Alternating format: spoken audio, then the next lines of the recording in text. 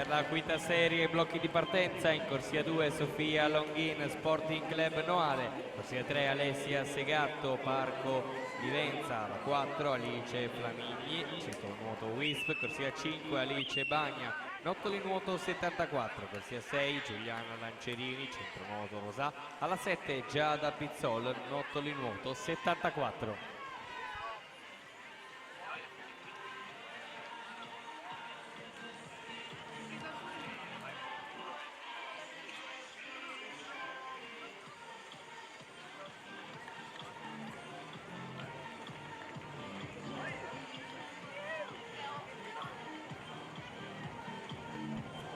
Si aggiudica questa sesta serie Anna Porcari 2:24:66 su Roberta Ioanna Tudor 2:37:99.